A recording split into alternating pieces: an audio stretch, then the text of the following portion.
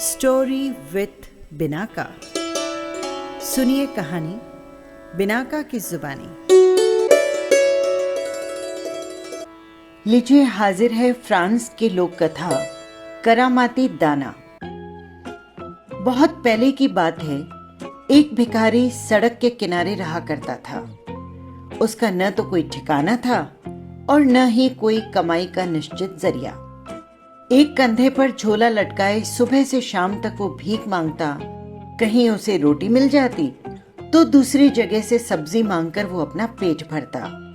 लोग उसे वैगी कहकर पुकारते थे। एक दिन वैगी को सुबह से शाम तक कुछ खाने को नहीं मिला। उसका भूख के मारे बुरा हाल था। वो परेशान होकर इधर उधर घूम रहा था। तभी एक बूढ़ी स्त्री ने उसे अपने पास बुलाया और उसकी परेशानी का कारण पूछा।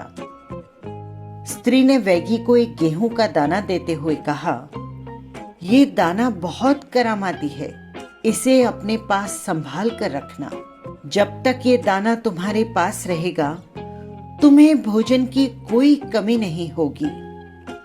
वैगी दाने को उलट पुलट कर देखने लगा। फिर उसने सिर उठाकर स्त्री से कुछ पूछना चाहा, परंतु तब तक स्त्री गायब हो चुकी थी। वैगी दाने को अपने थैले में डालकर भोजन की तलाश में पास के एक होटल की तरफ गया। तभी एक व्यक्ति ने उसे रोककर कहा, अरे भाई, तुम यहाँ आकर पेट भर के खाना खा सकते हो। आज यहाँ हमारे सेठ जी के जन्मदिन की दावत है। वैगी मन ही मन बहुत खुश हुआ और होटल से पेट भर के खाना खाकर बाहर निकला और सोचने लगा कि ये गेहूं के दाने की करामात है या केवल एक संयोग है कि उसे मुफ्त में पेट भरकर भोजन मिल गया। अगले दिन वो घूमते घूमते थक गया तो भोजन के लिए एक घर के बाहर पहुंचा। वहां पर उसने दरवाजे पर दस्तक दी। एक सभ्य और पढ़ी लिखी स्त्री ने उससे आदरपूर्वक भीतर बुलाया और कहा, आप यहाँ पर रात्रि में विश्राम कर सकते हैं, लेकिन पहले आप भोजन कर लीजिए। वैगी को अब यकीन हो गया कि गेहूं का दाना वाकई करामाती है। उसने पेट भर के भोजन किया और फिर वो सोने चला गया। तभी उसे शिष्टाचार की बात याद आई तो उसने अपने थैले से अपना चाकू और प्लेट निकालकर उस मेजबान स्त्री को दे दिया। फिर उसने गेहूं का दाना स्त्री को देते हुए कहा, मैडम, ये दाना मेरे लिए बहुत कीमती है, इसे संभाल कर रख लीजिए।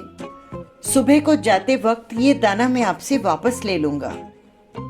मेजबान स्त्री ने गेहूं का दाना संभाल कर मेज पर एक प्लेट पर रख दिया और वो सोने चली गई। रोज की भांति स्त्री सुबह जल्दी उठी और मुर्गियों को बाड़े में दाना खिलाने लगी। फिर वो अपनी रसोई में काम करने चली गई। तभी एक मुर्गी दरवाजा खुला देखकर कमरे के भीतर आ गई और बचा कुचा खाना उठाकर खाने लगी। इसी बीच वैगी की आंख खुली। उसने देखा कि एक मुर्गी कमरे में घूम रही है।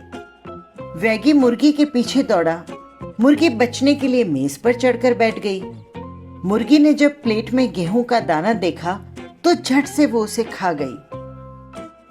जब तक वैगी मुर्गी को पकड़ता तब तक मुर्गी दाना खा चुकी थी। वैगी ने शोर मचाना शुरू कर दिया। घर के सभी लोग जाग गए। घर का मालिक बहुत ही ईमानदार और शरीफ इंसान था। वो पूछने लगा, आप हमारे मेहमान हैं, ऐसी क्या बात हो गई जिससे आप इतने नाराज हो रहे हैं? वैगी बोला, मैंने मैडम को कह दिया था कि मेरा गेहूं का दाना संभाल कर रखिएगा, पर उन्होंने उसे मेज पर रख दिया और आपकी मुर्गी खा गई। मुझे वही गेहूं का दाना चाहिए। मेजबान लोग ये नहीं जानते थे कि उस दाने में क्या खासियत थी। वे खुशामद करने लगे कि अब जितने चाहें गेहूं ले जाएं। वो स्त्री एक कटोरी भरकर गेहूं ले आई, लेकिन वैगी रोने लगा कि उसे तो दाना ही चाहिए। मेजबान ने कहा, वो दाना तो देखिए मुर्गी के पेट में जा चुका है। अगर आप चाहें तो इस मुर्गी को ले जा सकते हैं। वैगी को बात जच गई। उसने वो मुर्गी लेकर अपने थैले में डाली और वहां से चल दिया। सारा दिन इधर उधर घूमने के बाद जब वो शाम को अपने घर पहुंचा तो वहां भी उसको आदरपूर्वक भीतर बुलाया गया और स्वादिष्ट पकवान खिलाए गए। वैगी ने मकान की मालकिन को मुर्गी और थैला संभाल कर रखने को दे दिया और वो सो गया। सुबह उठकर वैगी ने मालकिन से अपनी मुर्गी मांगी। मालकिन मुर्गी लेने गई तो देखी वैगी की मुर्गी के पंख बिखरे हुए पड़े हैं। मालकिन के नौकर ने बताया कि नई मुर्गी देखकर मालकिन के मुर्गियों ने बाड़े में उस पर आक्रमण कर दिया और अपनी चोंचें मार मार कर उसको लहूलुहान कर दिया। इससे वैगी की मुर्गी जान बचाने के लिए बाहर भागी। बरामदे में ही मालकिन का कुत्ता बैठा था जो मुर्गी को मारकर खा गया। वैगी रोने चिल्लाने लगा कि उसे अपनी वही मुर्गी चाहिए। मालकिन की समझ में नहीं आ रहा था कि वैगी को कैसे शांत करवाए। उसने विनती करते हुए कहा कि आप मुर्गी के बदले में कोई दूसरी मुर्गी ले जाएं, लेकिन वैगी नहीं माना। तब मालकिन ने हार कर अपना पालतू कुत्ता वैगी को दे दिया। वैगी ने उस कुत्ते को अपने थैले में डाला और आगे चल दिया। आगे जाकर वो एक शानदार बंगले के आगे रुका। बंगले में एक राजकुमारी अपने परिवार के साथ रहती थी। बंगले की मालकिन ने वैगी को भीतर बुलाया, नहला धुलाकर कपड़े दिए, पेट भरकर भोजन खाने को दिया। बंगले में रहने वाली राजकुमारी को देखकर वैगी के दिल में लालच आ गया। वो सोचने लगा कि एक गेहूं के दाने की करामात से उसे मुर्गी और फिर मालकिन का प्यारा कुत्ता मिल गया। यदि किसी तरह ये कुत्ता मर जाए तो उसके बदले में मैं राजकुमारी को मांग लूं और उसके साथ विवाह कर लूं, फिर मेरा जीवन सुखमय हो जाएगा। वैगी ने जानबूझकर कुत्ते को राजकुमारी के पीछे लगा दिया। जब राजकुमारी अपनी सखियों के साथ बगीचे में खेल रही थी, तभी कुत्ता जोर से राजकुमारी पर झपट पड़ा। राजकुमारी ने अपने बचाव में एक बड़ा सा पत्थर कुत्ते पर दे मारा। कुत्ते को चोट लगी, लेकिन कुत्ता उठकर फिर राजकुमारी के पीछे भागा। इस बार राजकुमारी ने क्रोध में आकर कुत्ते पर डंडे से वार किया और कुत्ता वहीं पर मरकर ढेर हो गया।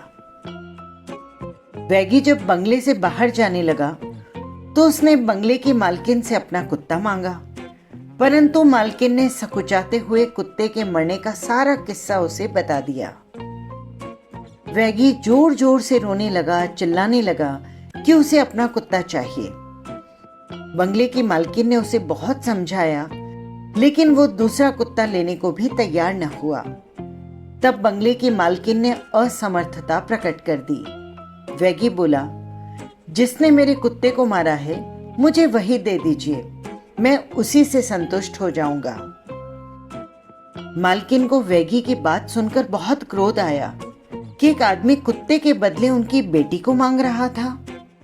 मालकिन ने कहा, मैं तुम्हें 1000 मोहरें देती हूँ। यदि तुम में कोई हुनर है या किसी कला में निपुण हो तो इसे 1 महीने में अपनी कमाई से दुगना करके ले आओ। यदि तुम ये कर सकोगे तो मैं अपनी बेटी का हाथ तुम्हें दे दूंगी। वैगी को धन का लालच आ गया और वो मोहरें लेने को तैयार हो गया। उसने मोहरें लेकर अपने थैले में डाल दी और वहां से चल दिया। रास्ते में वैगी ऊंचे ऊंचे सपने देखने लगा, परंतु वो ये नहीं समझ पा रहा था कि वो किस प्रकार का व्यापार करके इन मोहरों को दुगना करे। वैगी को तो भीख मांगने के सिवा कुछ काम नहीं आता था। भीख मांगकर 1 महीने में तो क्या, वो 1 वर्ष में भी इतनी मोहरें नहीं कमा सकता था। तभी वैगी ने सोचा कि पहले कुछ मोहरें खर्च करके आराम से जीवन बिताएगा और फिर उसके बाद कमाई के बारे में सोचेगा। रास्ते में एक जगह पर वो रुका और उसने मोहरें निकालने के लिए थैले में अपना हाथ डाला तो उसे ऐसे लगा कि जैसे उसके हाथ में कुछ चुभ रहा हो। उसने तुरंत हाथ को बाहर निकाला और जब थैले को खोलकर देखा तो उसमें सैकड़ों कीड़े मकोड़े उड़कर उसे काटने लगे। वैगी ने थैला उठाकर दूर नदी में फेंक दिया। वैगी खाली हाथ रह गया था। अब उसके पास फिर से भीख मांगने के सिवा कोई चारा नहीं था। उसे लालच का फल मिल चुका था। ये थी लोक कथा। फिर मिलेंगे किसी नई कथा या कहानी के साथ। नमस्कार।